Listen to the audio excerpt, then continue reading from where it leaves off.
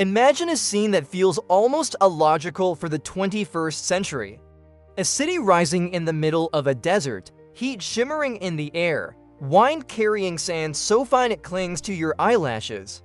Cranes stand everywhere like a forest of steel, concrete is poured day and night, glass towers grow out of sand.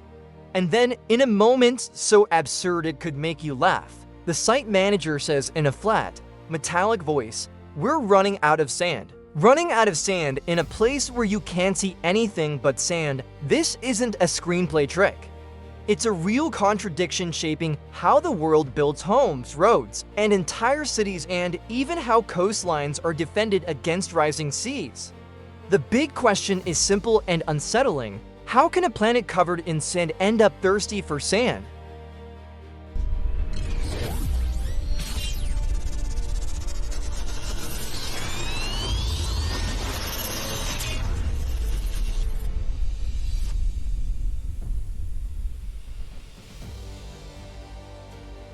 The answer begins with an uncomfortable truth.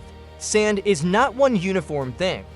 The sand in deserts, the sand on beaches, the sand under riverbeds, the sand mixed into concrete, the sand melted into glass, the sand used in high-precision industrial processes, people call all of it sand, but these materials are not interchangeable. The world is not short of grains of sand in the literal sense.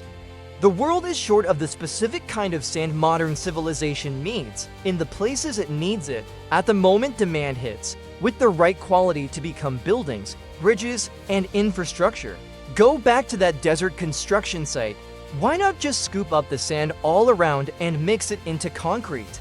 Because desert sand has been polished by wind for thousands, even millions of years. Each grain gets lifted, slammed, rolled, and rubbed until it becomes smooth, tiny, round beads. Concrete, by contrast, needs rough, angular grains that can bite into each other and grip the cement paste. Sand that is too round, too fine, too uniform makes the mix weaker, more porous, more prone to cracking. In plain terms, some deserts are enormous, but their sand behaves like powder where concrete needs grit. It looks right, but it fails where strength matters. So where does the right sand come from? Mostly from rivers, lakes, floodplains, and river mouths, sometimes from crushed rock. Flowing water is a different kind of sand factory than wind.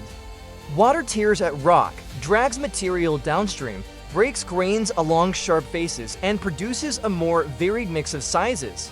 That is the sand the construction industry hunts for, because it is a core ingredient in concrete and mortar. Concrete is not simply cement that hardens, it is artificial stone. Cement is the glue, while most of the mass is sand and gravel.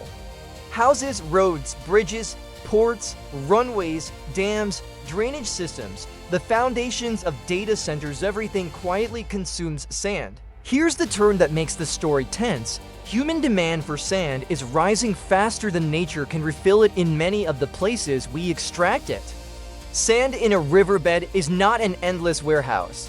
It sits inside a balanced system. What erodes upstream feeds the downstream. What moves downstream helps build deltas, nourish floodplains, and resist erosion along the coast. When sand is dredged out, it isn't just construction material being removed. A working link is being pulled out of the river's entire operating chain. On a certain stretch of river, long before sunrise, a dredging barge flips on harsh lights. A suction pipe drops into the dark water like the arm of an octopus. Engines thrum steadily, the river turns opaque and churns. By morning, the bank beside someone's home can collapse in a single bite, as if the ground has been secretly scooped from beneath it. No scientific report is needed to grasp what's happening. You see garden soil sliding away, boundary markers tilting, water creeping toward the foundation.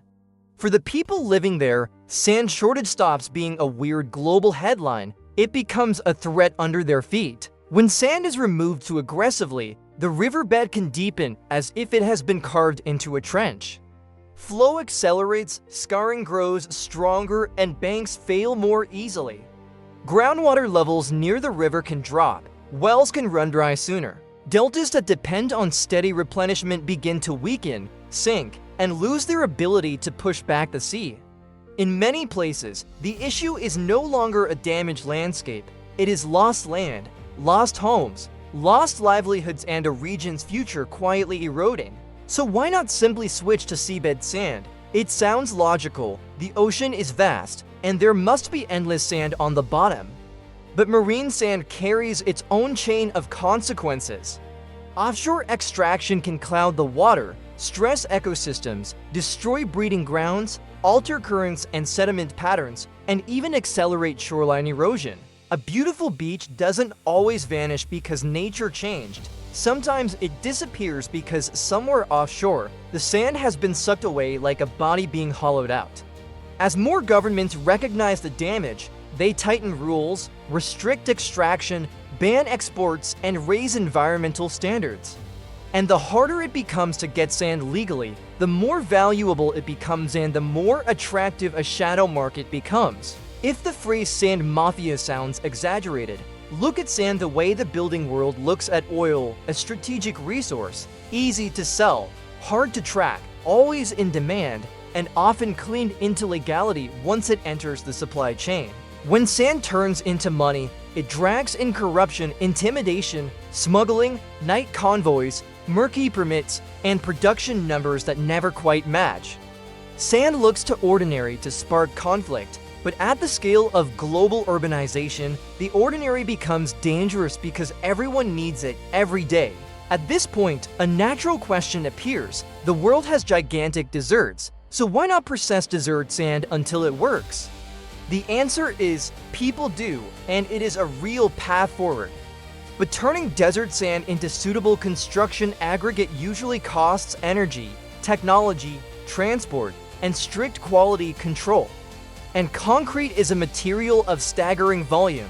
Raise the cost per ton even slightly, and the bill for an entire city swells dramatically. Construction is always pulled between two forces: the pressure to build housing, infrastructure, and growth, and the pressure to keep budgets low and timelines fast. Desert sand may be part of the future in some places, but it isn't a switch that ends the shortage overnight. Geography makes everything harder. Sand is heavy, cheap per kilogram, and brutally expensive to move long distances. A ton of sand is not a ton of microchips. You don't fly it across oceans.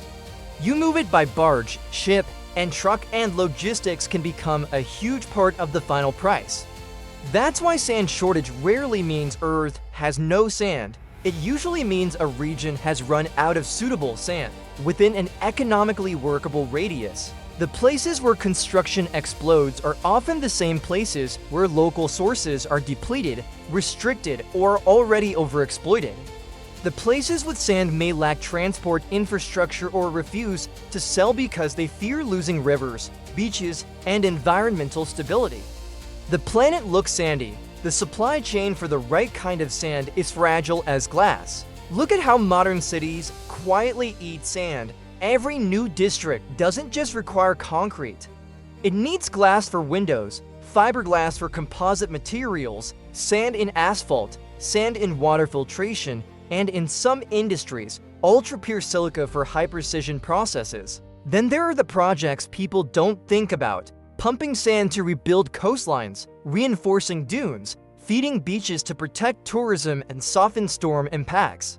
In many coastal cities, the beach in front of you is not a permanent gift of nature. It is maintained through repeated nourishment. Here, sand isn't only a building material, it is armor against climate risk. And the story drops another layer: sand isn't only being extracted too fast, it's also being trapped.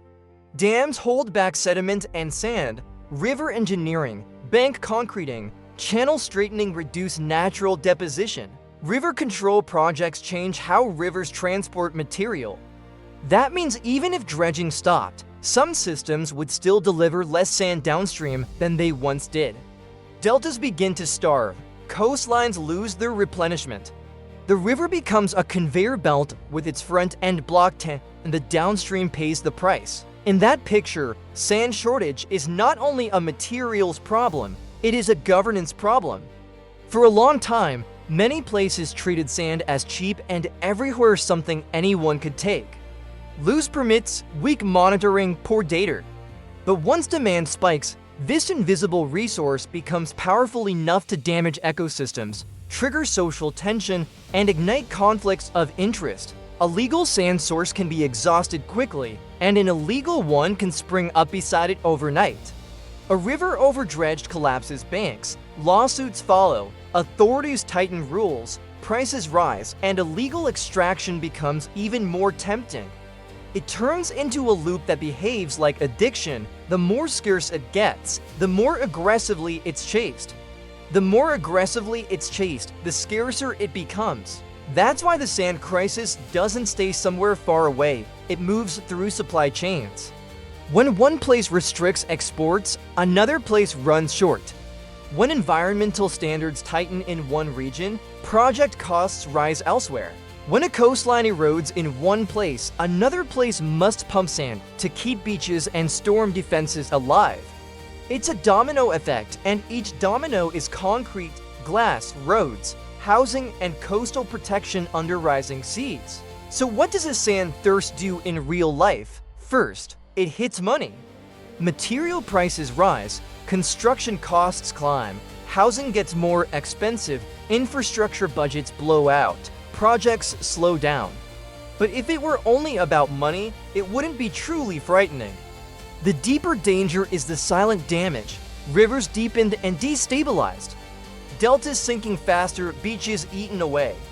Ecosystems disrupted and fisheries weakened. Communities forced to move as land disappears meter by meter. Add these together and it becomes social instability. People are angry when homes crack or collapse from bank failure. Fishers are angry when breeding grounds vanish. Governments are trapped between growth and environmental protection. Businesses are trapped between contracts and supply shortages. And it all begins with grains too small to count. The most important question, then, is no longer is there enough sand? It becomes, can civilization keep building without burning through the living systems of rivers and coasts? If an answer exists, it won't be a single miracle. It will be many small shifts at the same time. One shift is measurement and management. You can't govern what you don't track. Sand must be treated as a strategic resource, with data, standards, extraction limits tied to natural replenishment, and strict, transparent enforcement. When sand is treated as free, it gets used like it's free. When it is priced and controlled realistically, behavior changes. Another shift is materials and design. The construction industry is learning to use more manufactured sand, produced by crushing rock to controlled shapes and sizes. Many places are increasing recycled aggregate, crushing old concrete to feed new concrete, turning stone into a loop. Some technologies reduce reliance on traditional cement and heavy concrete. Equally important is moving away from a build, demolish, rebuild mindset. Buildings designed for disassembly and reuse reduce pressure on natural sand sources. Infrastructure that lasts longer through proper maintenance reduces the need for constant replacement. But there is a harder shift because it touches culture and politics, redefining what development means. For decades, development has been synonymous with concreting everything. More roads, more high-rises, more mega projects, more progress. Yet a finite world cannot sustain infinite consumption. When sand is seen as the blood of rivers and the bones of coastlines, development starts to look different. It isn't only about putting things up.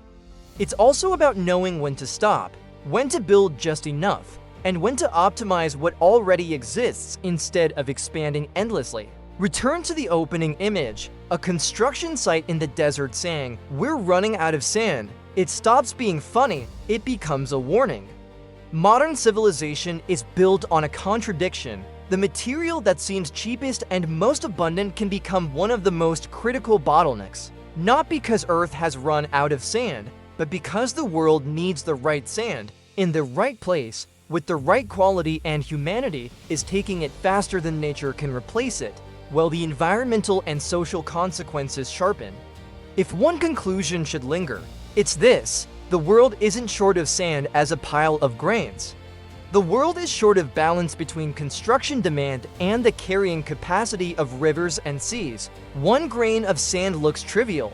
Billions of tons dredged from riverbeds and seabed is a human-made geological force strong enough to reshape shorelines, alter currents, and change the fate of entire regions. And perhaps the strangest part isn't running out of sand in a desert. It's how long it took to realize that the most ordinary things sometimes hold the world upright.